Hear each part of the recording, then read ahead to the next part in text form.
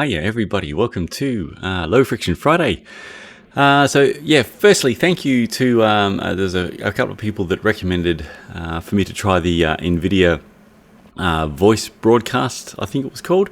So I have installed that. Yeah, I'm for fun just trying it to use a background pick as opposed to you seeing the back of my couch as always. And it should filter out any unwanted background noises like fan noise and so on. So we'll see how this one goes. Let me know if it sounds any better. But yeah, it seems pretty groovy. Also, there's going to be a car race going up outside my workshop, and I will be trying to record in between cars racing past, because as impressive as this new NVIDIA broadcast may be, I doubt it's going to be able to filter out racing cars, but we shall see. All right, quick low friction news update. Oh, sorry, I forgot. Before that, I will actually be doing a fair bit of recording today from a portable camera, which will not have RTX broadcast on it. So there'll be a bit of a change in the sound as we move from this setup to the portable camera. But I've got to film in a whole bunch of different spots in the workshop today, so that will be that. All right, low friction news. Okay, you may have seen or heard of a new world record set in the 1 kilometer, or kilo as it's known, on the track by Jeffrey Hoogland. Some pretty astounding numbers came out of that, including peak wattage of 2,700 and top speed of 76 kilometers an hour. So that guy can move. Cycling News did a good article on the bike and equipment used. And it was great to see mentioned through there that with regards to drivetrain, they used a YBN SLA 410, which is the track chain that we stock and recommend for a long time, along with M Speed wax and race powder. So that was the prep to get the fastest chain on there. The 410, that's been tested by Ceramic Speed a little while ago, so pretty much pre every Olympics. A number of countries or federations will look to Ceramic Speed in their efficiency testing to find out what is the fastest track chain that they should look to run for the Olympics. And obviously Ceramic Speed, they don't make a chain, so they're kind of independent in that space, and they're able to use the same efficiency testing that they use with the lubricant testing. The 410 has clearly won the efficiency testing. And also the 410, it's lighter, it's stronger than a Azumi Super Toughness, and being a bushingless design, so a lot of track chains actually have, underneath the roller they have a bushing, and then you've got the pin. The 410 is like a road chain in that underneath the roller you've got inner plate link shoulders, gap between those and then the pin. So some track chains are very hard to prep, so there's very tight tolerances between the side of the roller and bushing and the inner plate link. So getting factory grease out and getting a really fast wax in can be it's just a much tougher prep if you're trying to make a very fast chain. From a lot of wax chains, the 410 is lovely and easy to prep. So it is just a brilliant track chain, and that's by far the most popular track chain that we sell. And pre-Olympics, the 410 always has a pretty groovy time. M Speed wax. So in the world of more and more fancy waxes coming to the market, it is just worth mentioning, I guess, the venerable M Speed wax. As we know, they did come out with a new formula a couple of years ago. M Speed wax have just been a great little company doing great things for a long time. They've really been at the forefront of this right from the initial UFO days, which was a split off from Friction Facts. And UFO was then bought by Ceramic Speed. Ceramic Speed have recently done some testing of all the fancy, not all, but a bunch of the fancy waxes out there on the market. And I can't release that information yet because it's not my information to release, and still discussing with Ceramic Speed what we may or may not be able to do with that wax test data. What I'll, just say broadly though is that M Speed wax new formula did really well in that test. It's the venerable sort of wax that's been out there for a long time, and it is just a great product, and typically at a better price point than a number of the other sort of fancy ones out there. So it still remains the biggest selling immersive wax that we sell from ZFC, and we stock all the best ones that we find. So yeah, just worth a quick mention on. It's great to see that obviously Hoogerland's mechanic is all over it with regards to giving his rider the fastest chain for his awesome world record there. Oh, and sorry, just while I remember, every now and then it does come up with regards to the immersive waxes that I see on articles sometimes in forums where people believe that the wax treatments don't hold up under high loads and chainline angles and things like that. I think that we can safely debunk that. I mean, those in the know have known for basically since forever from testing that that is just a myth and misconception. And yeah, this is just a great example to help show that any who may have heard such things that you can disregard such myths and misconceptions, which are pumped out sometimes by people stated as fact with absolutely zero to back it. Obviously, if it was the case, it would not be being used here, and it would not be. They do a lot of very specific testing for velodrome. The controlled environment of a velodrome enables the teams and athletes to do a bunch of equipment changes, one by one, and they are able to pick up some pretty small changes in efficiency losses and know what they want to run with, and that goes for obviously tire pressures to tires to bearings to chains and chain lubricants, as well as obviously their aero kit and positions. So safe to say, if the MSW treatment is fine for a 2000 odd watt kilo world record, it is likely not going to have any trouble with your own cycling and sprinting.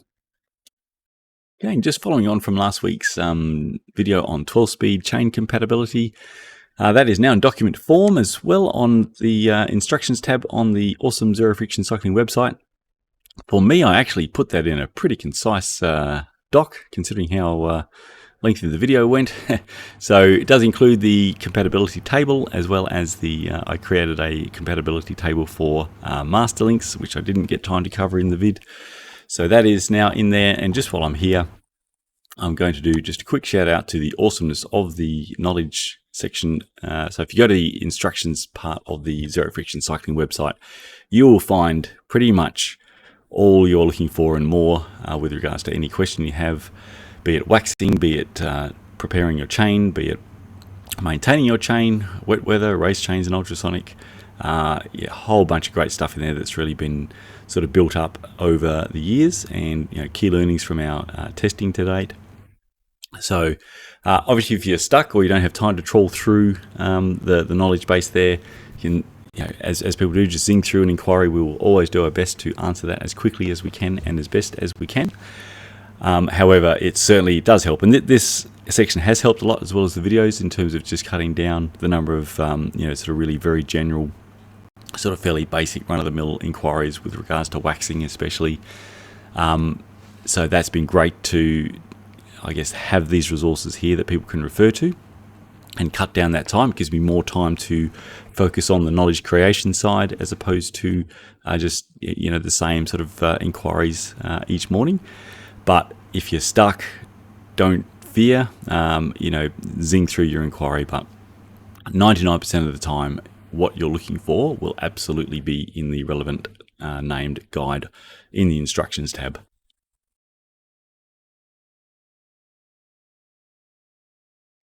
Alrighty, wax life like a boss. So yeah, today I'm going to be showing you a bunch of, I guess, just how I go about my immersive waxing for myself. Sort of, luckily I do a bunch of different riding types, from sort of road to time trial to cyclocross to mountain bike. And so my wax life encompasses, I guess, pretty much all the different things that you need to take into account with regards to how to immersive wax, for A, the best result, and B, the least amount of time involved to do so. Be it my re-waxing just my road bike post dry road rides, or if I need to take care of my chains post a full mudder CX or mountain bike ride, and just really everything in between.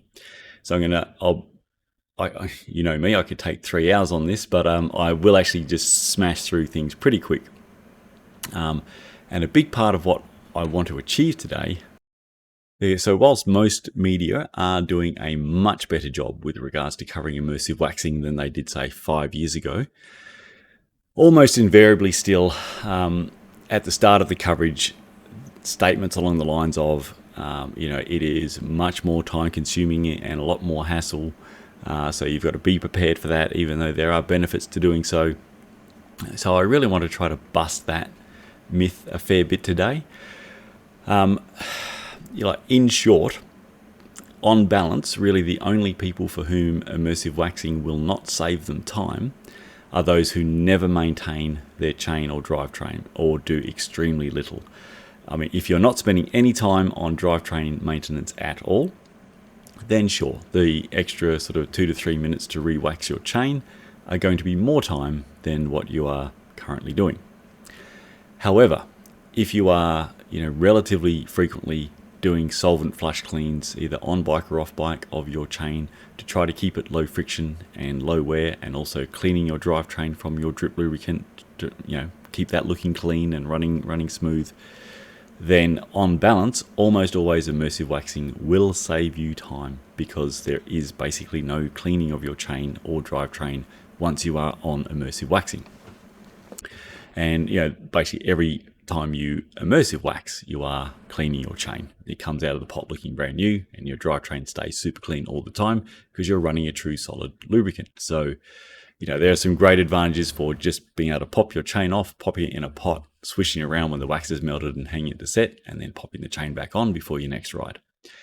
And in today's world, where we have some great wax strip lubricant options that you can use in conjunction with your immersive waxing, so you can wax, re-lubricate the next, say, 3 to 5 times with your wax strip lubricant, and that wax strip is fully compatible with the immersive wax, and you can just then do an immersive wax every, say, 5th re-lube to reset any contamination that's starting to build.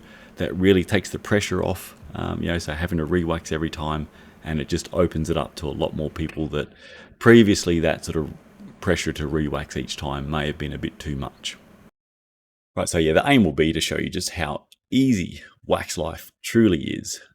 Just how I know that most people logically understand that, having your chain go into a bath of 100% lubricant, coming out of that bath with all parts of the chain now freshly coated in a solid coating of super slippery wax, then for X time into your next amount of training or cycling, that all parts of your chain are going to be articulating and sliding on a solid coating of super slippery wax, and that any contamination that does get in, which tends to be a lot less because it's a true solid lubricant, that it is then greatly reset in that bath of hundreds of mils of wax, as opposed to just putting a few mil of lubricant across your chain over the top of whatever contamination has managed to get in there from your riding. Most people can logically understand that that is going to give a better result with regards to day in, day out low friction and wear, and that it's a true solid lubricant, so your drivetrain is always super clean. But they worry that the steps to take that path are that immersive waxing is this massive, big, time consuming thing. So we really want to, dispel that as best as I can today, no matter what type of riding you are doing, and covering really all the options that are available to you, that are simple little options that can potentially really help just make your whole wax life and chain and drivetrain life just super easy. All right, enough waffle from me. Let's get into it.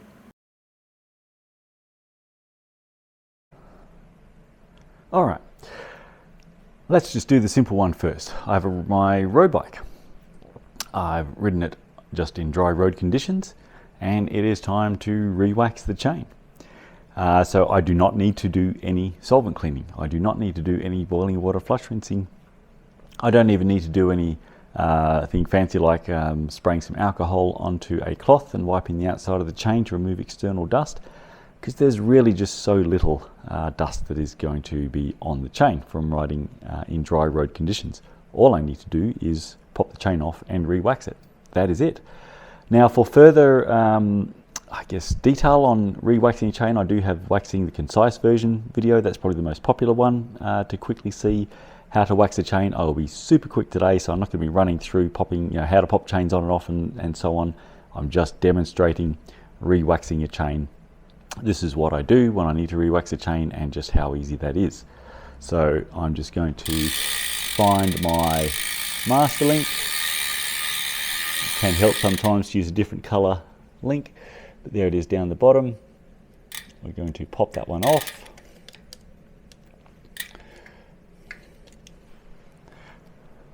I remove the chain.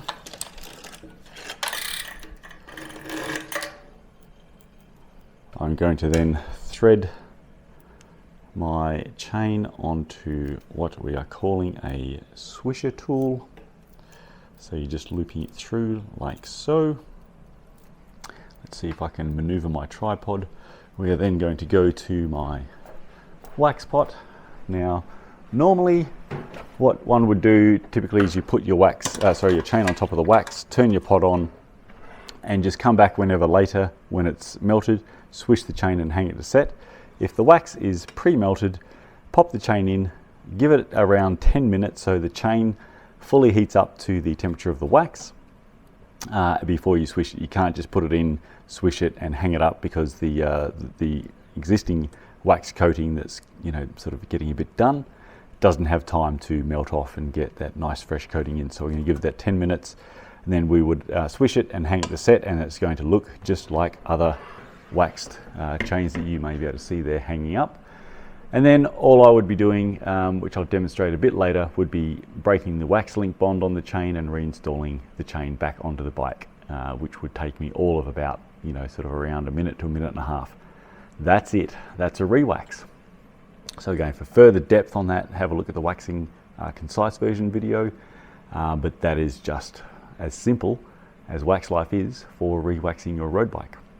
All right, now we're going to talk about on the next one, what if I do not wish to immersive wax every time.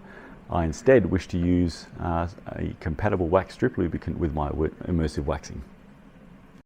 Oh yeah, I should probably mention, sorry, my overall workshop and wax area may look a little like it's a workshop and a wax area. I have obviously a lot of wax pots because we pre-prep a lot of chains with a lot of different waxes, and also testing at any particular time. Normally it's been sort of 1 to 2 wax blends for various manufacturers. So I have pots everywhere and we pump through around, we've been averaging really anywhere between around the sort of 2,500 to 3,000 pre-wax chains per year the last few years since we've been here in the new workshop.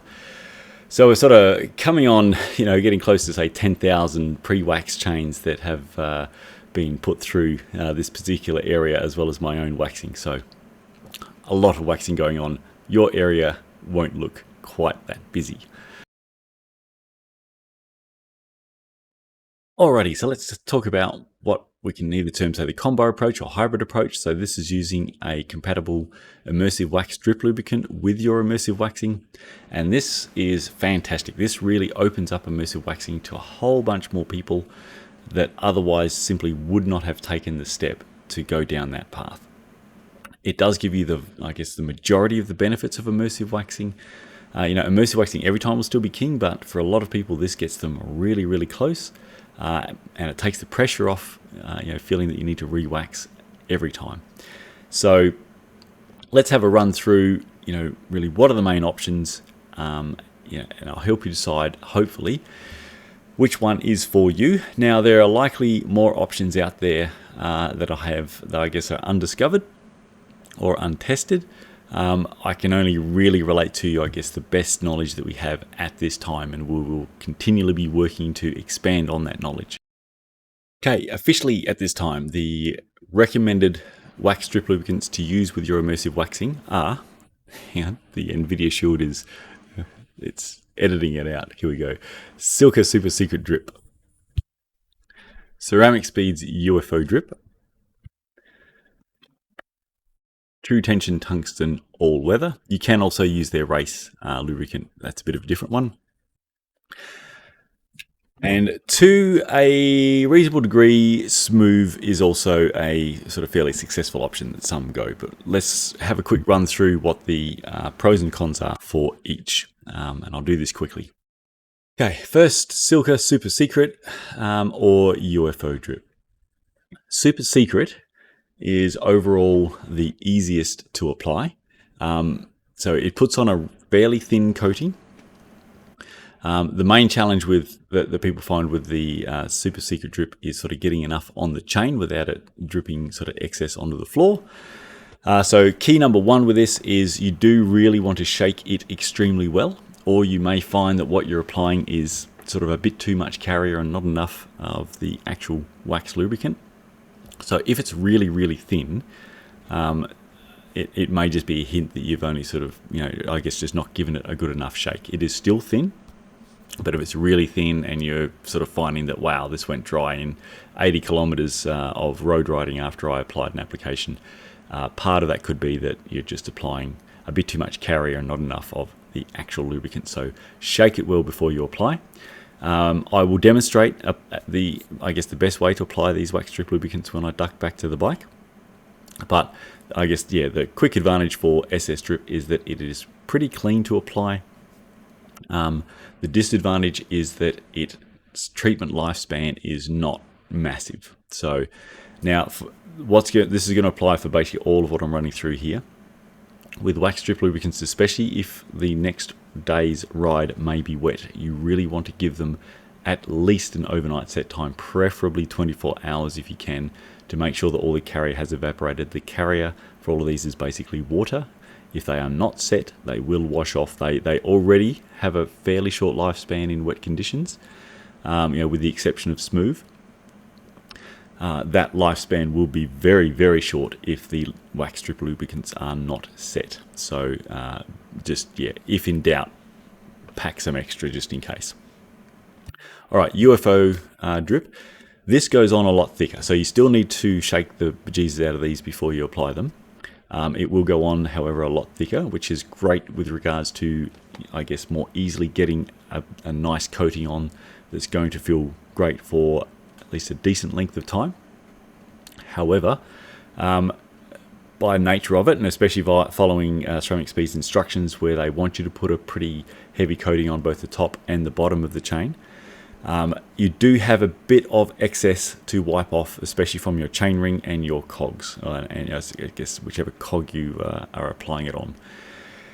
And also the pulley wheels. You can skip it, but it'll gunk up a bit if you just leave the excess on them. So there's a little bit more time involved in this one. There's probably about a minute of wiping excess with a microfiber cloth off your cog and chainring and pulley wheels, but you do get a thicker coating of lovely super fast wax lube on.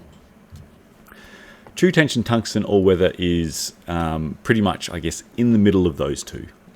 So this one we believe sets a bit more easily ready for your next day's wet ride. So if you tend to find that you're going to be riding a lot in the wet, subsequent to applying a wax lubricant, this is a pretty good option. Like all of these, so the three that we really recommend as your, I guess, the best immersive wax compatible drip lubricants, they're all using the really refined wax base. So they're not like a cheap sort of slack wax which has a high oil content like a lot of other wax lubricants can be. They're very refined, which makes them super clean, it makes them super fast, it makes them super low wear. The trade-off to that is treatment lifespan. None of them have massive treatment lifespan. They are generally going to be perfectly serviceably fine for most people's next day's rides, but just be aware that they're not super long. You do need to reapply them, usually quite frequently, and their treatment lifespan in wet conditions especially will be quite short. So just take note of that. But for most, these are still your, I guess, best option for immersive waxing. Super clean. And when you go to then immersively rewax after say 3 to 5 applications of those, you do not need to do any cleaning. You can just rewax straight over the top of those. All right, let's talk about Smooth. Smooth's a little bit different. Now Smooth is actually a really high performing wax strip lubricant that's really long lasting in most conditions.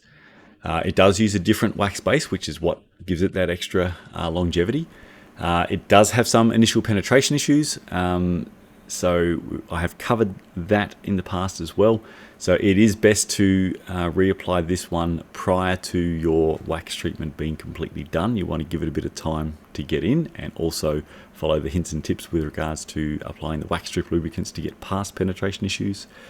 But that being said, once it's on, it is an impressively long-lasting lubricant. It is fast, and it is really quite water resistant, so it doesn't wax or abrade off as quickly as the more sort of refined paraffin wax-based lubricants that I just went through. You can, by and large, just re-wax over the top of this one as well. However, being a different wax base, that is best if you don't have a build-up of this lubricant on your chain. So you can re-wax over a lubricant like Smooth, and to an extent Squirt as well. If it's only over, say, 1 or 2 applications, run that application or the final application until it starts to sort of feel and sound a bit dry. By that stage, there's really less than like a gram of wax across your chain sort of left on. You'll re-wax over the top of what's left, no problems at all. And again, you don't need to do any cleaning. If you put like 10 coatings on and things are really starting to build up, because these will tend to build up, re-waxing over the top of those just won't quite go the same. You don't have a big risk of negatively contaminating your wax pot with something that's going to affect things going forwards. It just, if you're different type of wax, and if you've let things gunk up, it's just not the same. So that's your main hint for I guess the best way to use Smooth in conjunction with your re-waxing. So yeah, Smooth can overall be a great option for a lot of people. Just take note that it's different.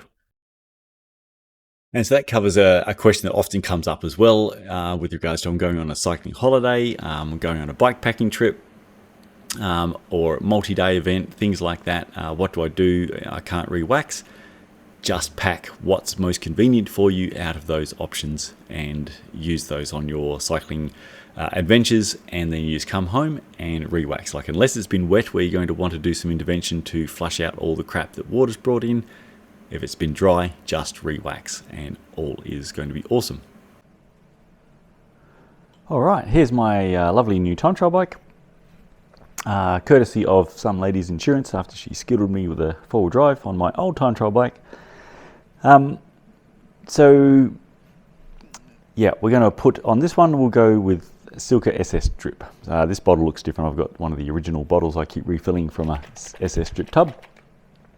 So what we want to do, so this is going to basically apply to the application of basically all lubricants, but it's most pertinent for applying wax drip lubricants, which some can have penetration issues ranging from minor to quite significant. SS drip does not, neither does UFO drip, but especially lubricants like Smooth, Grax, Squirt, they've all shown up in the testing to have some penetration issues to get past. So a great way to help that is first put the chain onto the greatest chain line angle that your bike will allow. I can't quite go to the biggest one on this without it changing down to the small ring. The reason why we want the chain on the greatest chain line angle is that inside the chain it is opening up the parts between the roller and the side of the chain link or the chain plates. And also underneath the roller, we're opening up the gap between the shoulders of the inner plate link to allow the lubricant to get to the pin. Now, when the chain is opened up on that chain line angle there, as opposed to being straight, it's on a chain line angle running from the cassette to the chainring, but it's obviously running on a straight line pretty much across the actual cog itself. So the chain is going to go from a parts open position to a parts closed position, and you do get a bit of a pumping action of the lubricant to get inside the chain from that. So the best place to apply it, aside from being on a nice high chain line angle, is to apply the lubricant on the top span just prior to the cassette. And so I'm just going to be, you can do it like a drop per link, but that just takes a little while. So I'm going to do 2 revolutions of this. I've shaken the bejesus out of it so it's not all dripping onto the floor. If it is just dripping off quite excessively, then maybe just shake it a little bit more. Once we've applied it, we're going to back pedal to work that in. So we'll back pedal about 10 revolutions.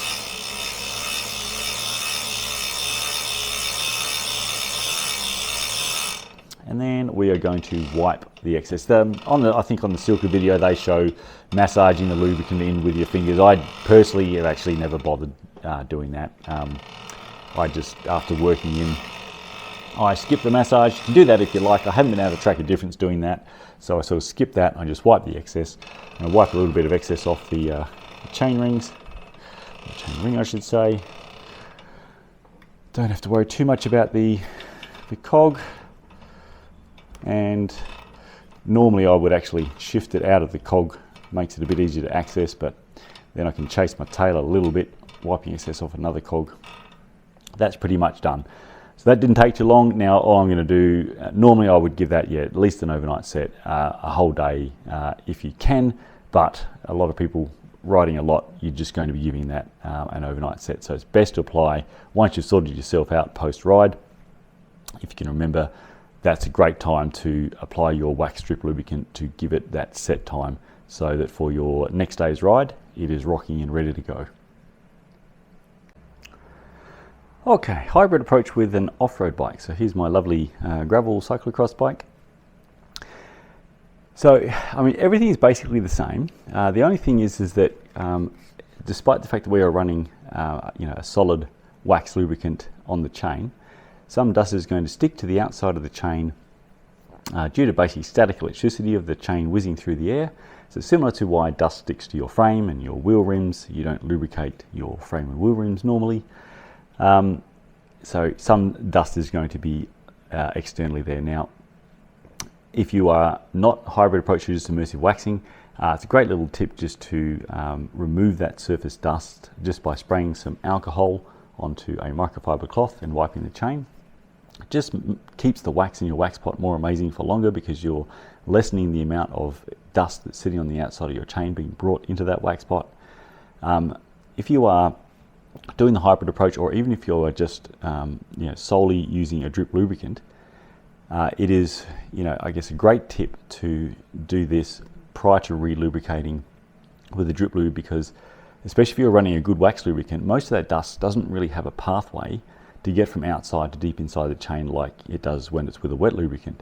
The biggest danger is really dragging that dust in from outside the chain to deep inside the chain, where it's going to cause that friction and wear damage, as it's sort of going to be possibly brought in there by the actual lubricant that you're applying.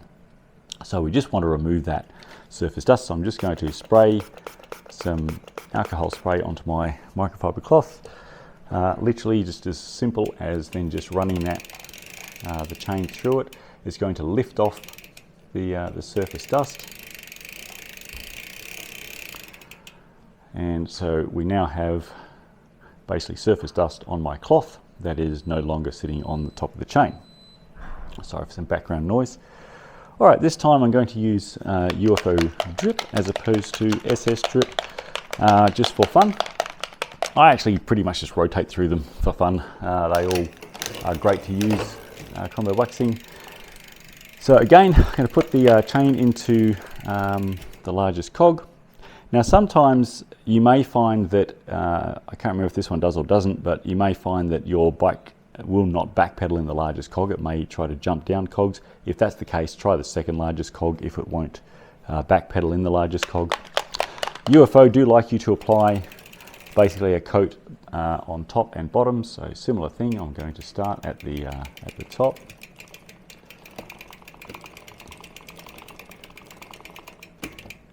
So mine's jumping down a little bit.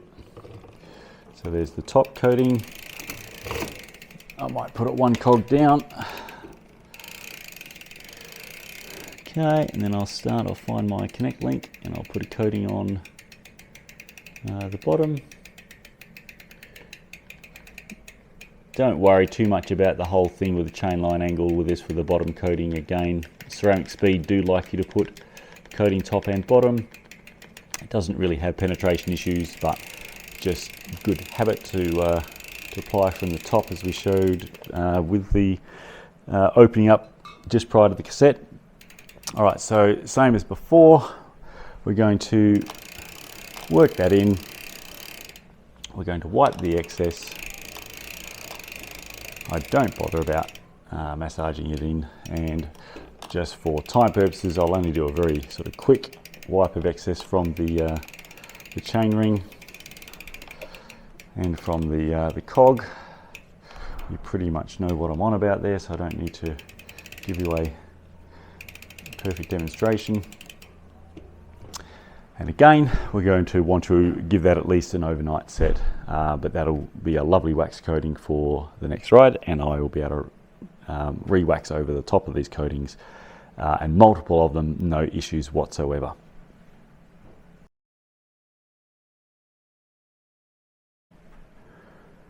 All right, now it's time to talk about two-pot system like a boss. So two-pot system is absolutely brilliant for off-road riding, and also for those that are riding frequently in the wet, be it road or off-road. You know, we've run through before with regards to sort of boiling water flush rinses and so on post, you know, wet rides. We went through the tip before about removing some surface dust. With the two-pot system, the pot one is basically taking away all the contamination that's then going to sit on the bottom of that pot, leaving your pot two wax super clean, and you know, not contaminated. And then over time, when it's time to finally move on pot one wax, your pot two wax becomes your pot one wax now, and fresh bag as per normal goes into pot two. So you're more or less doubling the lifespan at least of your wax, so halving the cost of your lovely wax. You know, especially if you're buying some of the you know, the really good stuff out there, that really cuts that cost down. And keeps things really amazing. Two-pot system is not really something that you need to worry about if you're just riding in dry road conditions, but for off-road, really the harsher the conditions that you tend to ride in, you know, the greater the benefits of the two-pot system, and it just makes life easy. I don't bother with the previously demonstrated alcohol wipe because the pot one is going to take care of everything. Basically, same as before, we are literally just removing the chain from the bike. And I'll just show you a key difference. Sorry, my battery was on charge on this one, so I didn't shift it down to the smaller cog. So same as always, we just pop the chain off, thread it onto our swisher. Sorry, I made a mini boo-boo. My pot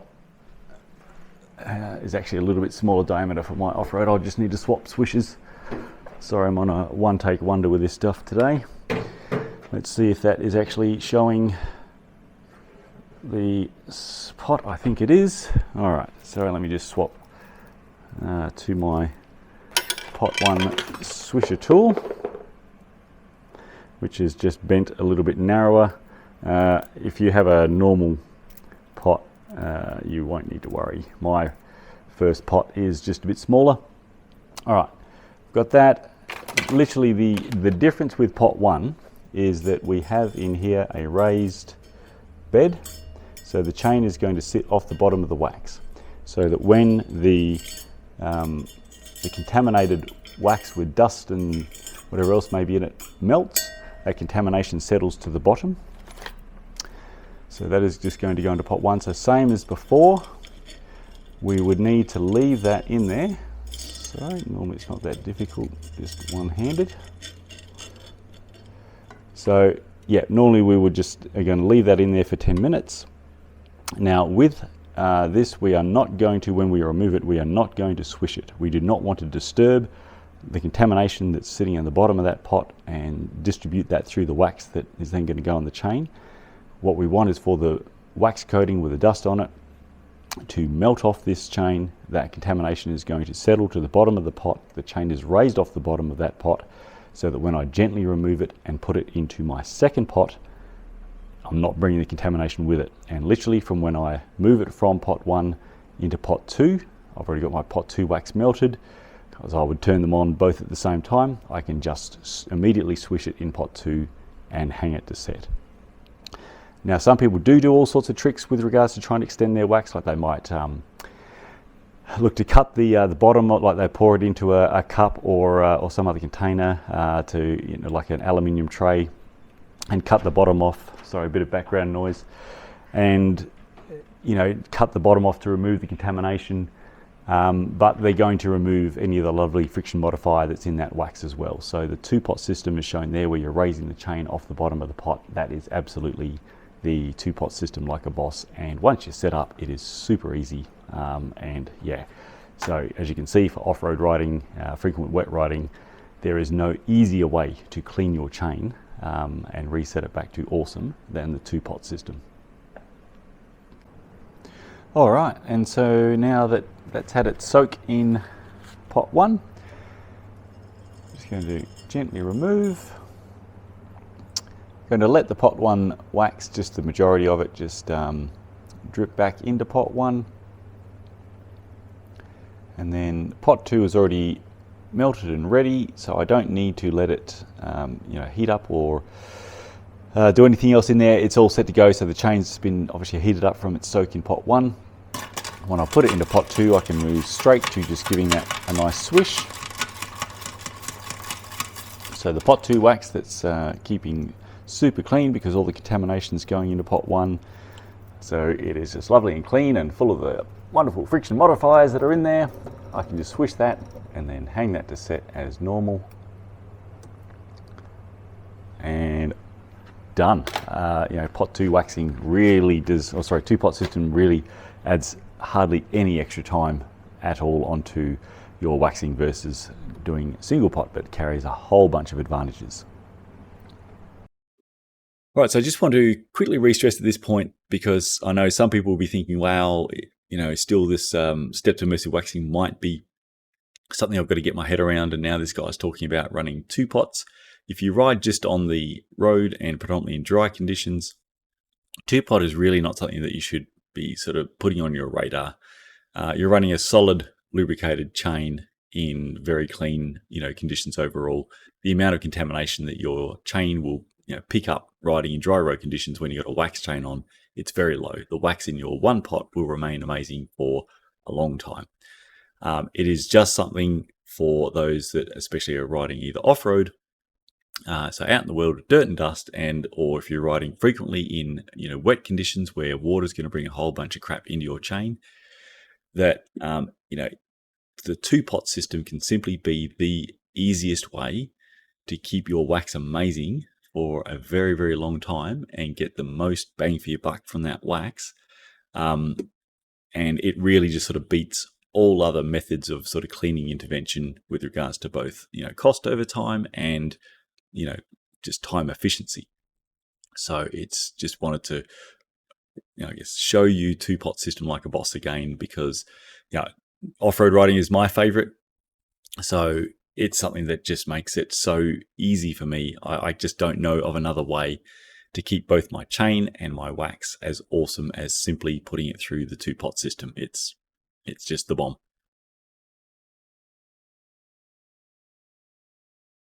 All right, I'll rip through this one because I'm already running out of time again. I have previously made a video specifically on waxing and wet weather riding, but in short, again, resetting your chain post a solid wet ride, especially if it's been a solid off-road wet ride where there's a whole bunch of mud and crap thrown into your chain. With the immersive waxes, you can do, like, it's not a perfect clean, but you can do a great, quick and easy bulk clean of flushing out all the crap just by boiling up the kettle and doing some boiling water flush rinse baths of your chain. Just open container, put the chain on the same swisher tool you use for waxing, swish the chain around in the boiling water. I would normally do 3 baths of around 500 ml a bath, just about 30 seconds each time. That'll just melt off the bulk of the contaminated wax that's left on the chain, get rid of a whole bunch of crap that I'm then not bringing into either pot 1 or pot 2. I will typically make a call, like if it's been a bit wet and the chain's a bit dirty post a wet off-road ride, I'll sometimes just skip straight to stick it in pot 1. I won't bother with the boiling water flush rinse. If it's been a real nasty one though, I will get rid of the bulk of the crap very quickly with that boiling water flush rinse first, and then into In my case, 2-pot. In most other people's cases, it may just be your single pot. You'll just have stopped a whole bunch of crap going into your wax and keeping your wax more amazing for longer.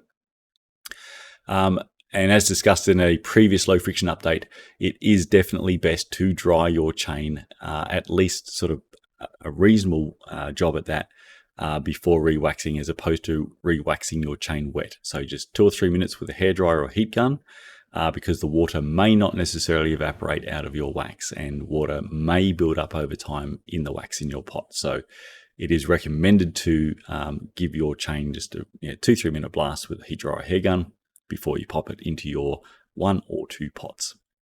But I want to, I guess, stress again that, if all that still sounds like hassle, skip all of that, just re-wax. Again, if we're comparing it to the situation with, versus drip lubricants, if you were to, just reapply more lubricant on top of your chain because you're a drip lubricant user and you're not doing any chain cleaning maintenance, you're typically applying, say, around 3 to 5 mil of lubricant across over 100 links of chain. So it's like 0.03 to 0.05 mil per link that you are applying. There's only so much that can do to make your chain more awesome when it's got a whole bunch of contamination in there, which really isn't going anywhere. A lot of lubricants claim that they clean as they lube and so on. Without getting into the weeds on it, you can just imagine just how much cleaning adding 0.03 or 0.05 mil per link does. By and large, you are just adding a bit more lubrication on top of the contamination that is in the chain. The contamination that's in there really isn't going very far, or if anywhere, if at all. You are in the waxing case, if you skip all of the hints and tips there, boiling water flush rinse, or 2-pot system, or using a cloth with alcohol on it to remove surface dust, you are still putting the chain in a bath of hundreds of mils of 100% lubricant. It takes a very long time for the wax in your wax pot to have contamination that resembles anything like what will be on a chain where the only maintenance is adding more lubricant to the chain. The contamination to lubrication ratio in the drip lube only scenario is obviously vastly higher, vastly faster than the contamination to lubrication ratio of your wax in your wax pot.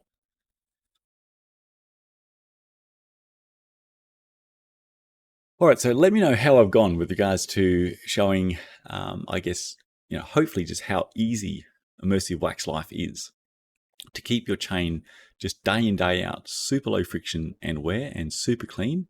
And I didn't sort of run through at the time on the bikes, but I have never cleaned one of those cassettes or chain rings in the life of those bikes that have been on immersive waxing, which is now a long time, over a decade.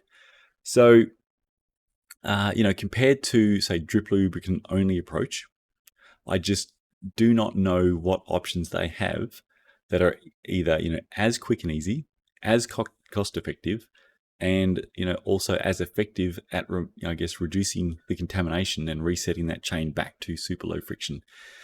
And if it's drip lubricant only, it won't stay that way, obviously, as effectively as if you are immersive waxing. So as a like-for-like comparison, I just don't think there is any way to keep a drip lubricant only chain as low friction and low wear as immersive waxing. I think it takes more time and more cost involved to reset that chain continuously back to a similar state, doing maintenance either on or off bike if you're drip lubricant only, and that on a time balance and ease of doing balance that immersive waxing, to me, once you've got yourself a pot, or in some cases 2 pots, I mean, you're set. And once you are used to popping the chain on and off, it is just so easy. And honestly, every time the chain comes out of the pot looking brand new and you have this lovely silky smooth, super low friction chain again, a lot of people do actually find that quite cathartic as opposed to being a hassle. So, it's got a huge amount of strengths, which I think are very difficult for drip lubricant only path to compete with. Now, don't feel, like we're selling you that it's sort of like you must be immersive waxing or bust. There have been a lot of great new products, both wet lubricant and wax drip lubricant, that have hit the market in the last 5 years. It's been great to see some manufacturers that have really focused heavily, and very genuinely in this space to bring some great products to market. The gap between immersive waxing and top drip lubricant options has certainly narrowed, and especially if you combine that with just some basic chain maintenance, which we have in the chain maintenance guide on the website, you can keep that gap really low. The main point of this video is just to, I guess, bust the myth and misconception with regards to immersive waxing being this massive, time-consuming thing that only sort of kind of nutty people do. And overall, I mean, that perception has been changing really strongly, because there has been better information being put out there, but it still does persist, and it is still being conveyed too often by cycling media that is the first thing that they will state with regards to immersive waxing. I think they're scared to take the step to say that, hey, actually, immersive waxing is really, really easy. It's not very time consuming at all. And, don't put that initial caveat in there for fear that, anti-waxers will, yell at them in the comment section. Now, whilst overall there has been some great improvements in media, taking into account the caveats that are normally thrown out, some media segments, especially can stereotypically still be in the off-road world. Ironically, despite the fact that immersive waxing really, the harsher the conditions you are frequently riding in, the greater the advantages that immersive waxing gives you over just drip lubricant path. So it is quite ironic that, it's more stereotypically, off-road or mountain bike media can tend to be more anti-immersive waxing. Let's not forget the Just Riding Along podcast that I sort of did quite a big rebuttal of the information that they put out on immersive waxing, which was basically equated to only pretty much complete nut jobs who need to spend as much time away from their family as possible would ever consider going down the immersive waxing path. So trying to really change some of that, and that if people have seen or listened to content like that if they come across this content, it hopefully, really shows that information in the light of what it is, which is simply, extremely incorrect from a base of zero knowledge on the topic. And it's something that I've found quite humorous for a fair while now, since I've sort of been in this space, is that for, people that are using drip lubricants only, periodic maintenance, be it, sort of fairly frequently to moderate, normal behavior, remove the chain, put it into a bath of petrol or solvent or whatnot, swish it around, remove all the crap, do multiple baths of that, dry the chain, put it back on the bike, relubricate it with a drip lube, normal behavior. Pop your chain off to put it into a pot of wax that you melt, batshit crazy. So I've often found that contrast to be quite humorous as to where people's sort of mental gears are at. And I do hope that overall this video gives some perspective with regards to the battle with drip lubricants only to keep those chains clean and low friction, and just really how simple things are if your life is immersive wax life. So final point, if you never do any chain maintenance at all, you just drip lubricant on and ride it until the chain is dead, then maybe clean the drivetrain when you pop a new chain on, or have a bike store do it, sure. Immersive waxing, or even the combination approach with a wax-compatible drip lubricant, sure, it is going to be slightly more time than doing zero maintenance, but obviously you get benefits for that. Any kind of like-for-like comparison with regards to maintenance for a drip lubricant only chain to keep it day in, day out, low friction and wear, again, let me know if you think I'm incorrect. To me, the paths with immersive waxing are faster and easier to do that, as opposed to maintaining drip lubricant only chain. All right, let me know, how did I go, and what your thoughts are. And I'll be pretty busy this weekend, may or may not get too many comments, but otherwise I'll catch up on them next week. And have a great weekend of cycling. I've got the state MTB champs, which I'm a little bit scared of the course on. I will try to stay upright and not have any injuries on the next video, and we'll see how we go. All right, have a great one. See you next time.